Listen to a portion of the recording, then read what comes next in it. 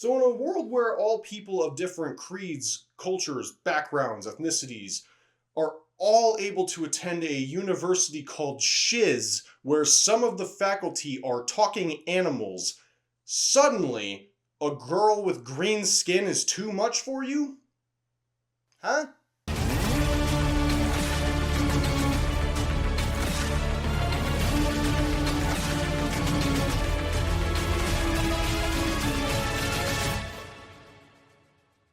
I figured for Wicked I should wear something green, but I don't think it's going to work out better. So look, I'm just going to say up front, I've never seen the Broadway production of Wicked. I have never read the book that it's based on. I don't know anything past what I saw in this film. So feel free in the comments down below to please let me know what they cut out of this movie, what they added in that wasn't in the actual play. And I would just really like to know what you think about this film overall, whether you've seen the play and you liked it, or you've seen the play and you hated this movie, or you think this is better. Please let me know in the comments down below. And while you're at it, you might as well give this video a like if you like this review, subscribe if you want more videos like this in your feed, and also check out my links in the description for all my social media platforms: Instagram, Letterboxd, Serialized, and Gigi. You can follow me on all those accounts where I post reviews that don't always make it onto this channel. So please, if you would like to, I would greatly appreciate your support on those platforms. But back to the review. The Wizard of Oz is a film that I have always held in high regard all my life. Ever since I was a kid, I've seen it numerous times since. And I've always thought that this is a very well-made story, one of the most iconic stories of all time, and in a way, I feel like they should have just never touched it. I understand that there's a lot of different interpretations over the years, and even that film wasn't the one that was the first to adapt the actual source material. Apparently there was some 1925 silent movie that did that before that, but nobody really wants to talk about that one. There's been some sequels, some prequels, some requels, some whatever this is, and I don't really care for much of them. I've only ever seen Return to Oz, Oz the Great and Powerful, and now Wicked. But I would kind of prefer if they just didn't exist, because in my mind, the only one that counts is the original. But I will say I wanted to give this movie a chance because it was getting a lot of hype. It seemed interesting. The production looked insane.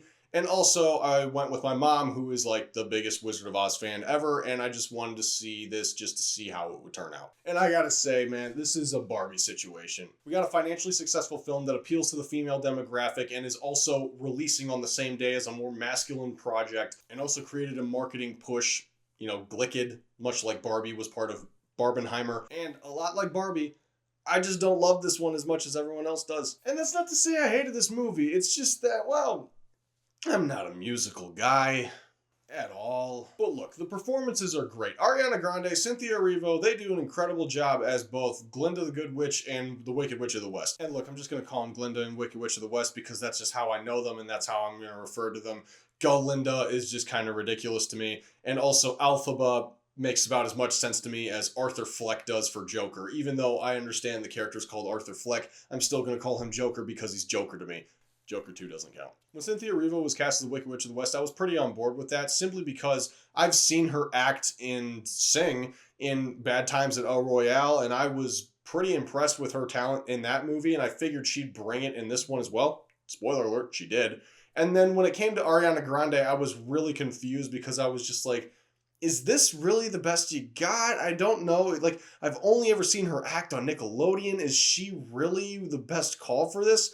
Egg on my face, she did a great job in my opinion. And she also seemed really passionate about this project from what I've been hearing about, you know, how they were wanting to tweak certain songs, and she put the kibosh on that and made sure that, you know, it was honoring the Broadway production and the source material and all that. And I can't help but admire that whenever I hear people involved in a project, you know, just be passionate fans of that project and championing the original work as much as they possibly can. And obviously the production design is incredible. It's like grand scale. Like, they are really making some trippy set pieces in this film. I mean, the library alone I thought was really creative and unique. And this is easily one of the most creative films we've seen in a very long time. Makeup department, costume department, it's all over the place. It's just insane.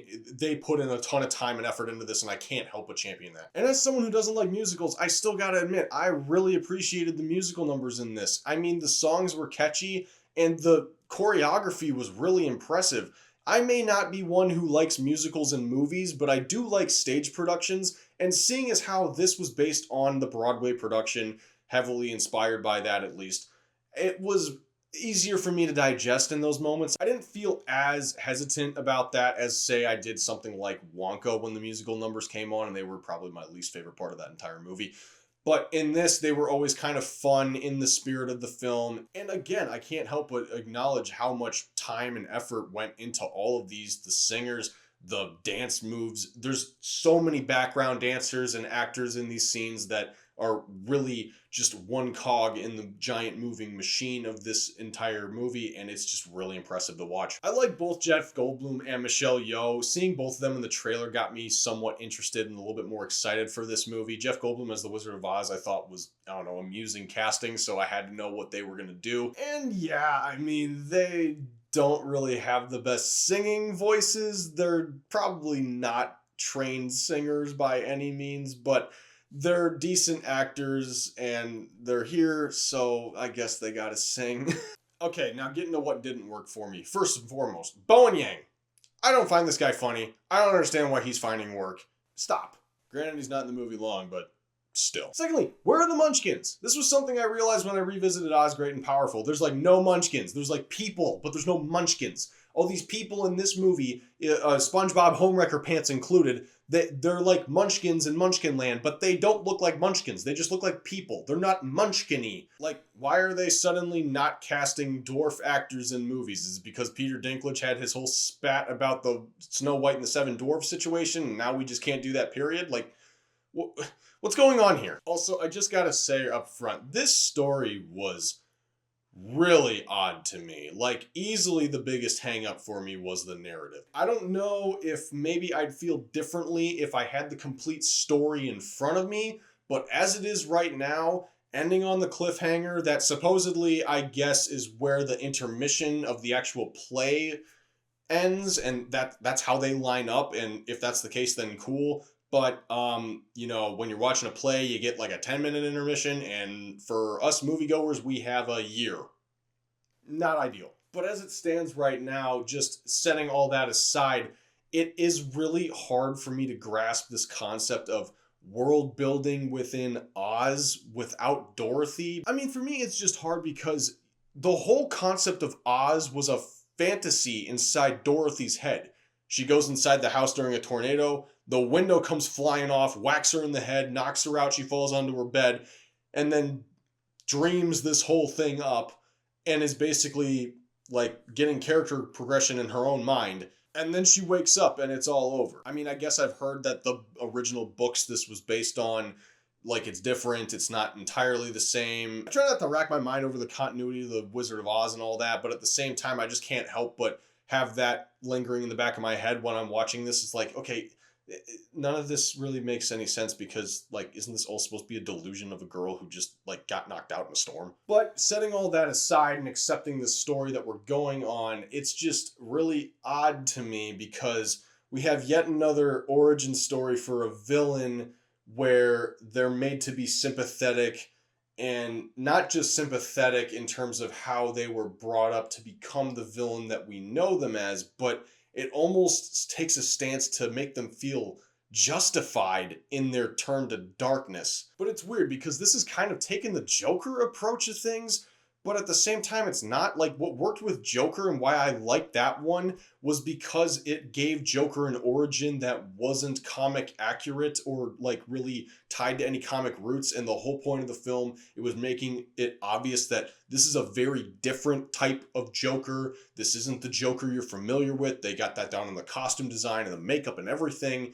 And with this in Wicked, they are going for that recognizable iconography from the Wizard of Oz that we all know and love. And it's making it very obvious, like, this is the Wicked Witch of the West story that we want to do.